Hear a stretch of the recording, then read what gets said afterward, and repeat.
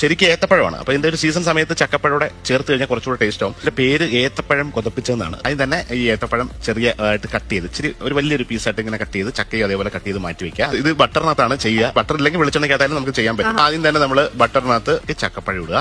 ചക്കപ്പഴം just ഒന്ന് വഴറ്റിയെടുത്തു. അതിന്റെ ഒരു കളർ ഒന്ന് മാറുന്ന സമയത്ത് അത് സൈഡിലേക്ക് മാറ്റി വെച്ചിട്ട് വീണ്ടും ഏത്തപ്പഴം ഇടുക.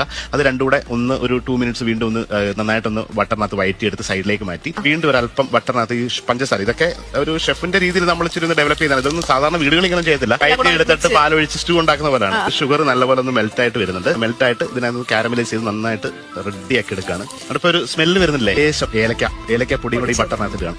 എന്നിട്ട് നല്ല കട്ടിയുള്ള ഒന്നാം പാലിലേക്ക് കുറച്ച് അരിപ്പൊടി, പുട്ടിന്റെ ഒക്കെ പൊടി ഉണ്ടല്ലോ, ആ പൊടി വീട്ടിലുള്ളത് അതുകൂടെ മിക്സ് ചെയ്ത് കുറച്ച് ലൂസായിട്ട് ഉണ്ടാക്കിയിട്ട് ആ അരിപ്പൊടിയൊക്കെ ഇരുന്ന് വരും. കുറുകി വന്നിട്ട് ഇതാണ് അതിന്റെ പരുവ്. എല്ലാം ഒരു പ്രത്യേകതരം ഫ്ലേവറാണ്. ഈ പഴത്തിന് പോലും ഒരു സ്വാദ് വേറെ ആയിരിക്കും. കുറുക്കി ഈ പരുവത്തിൽ എടുത്തു കഴിഞ്ഞാൽ ഏത്തക്ക കൊതപ്പിച്ചാവും. ഇത് അപ്പം ഇടിയപ്പത്തിലൂടെ ഉഗ്രൻ ബ്രെഡിന്റെ കൂടെ കഴിക്കാൻ പറ്റിയ സാധനം.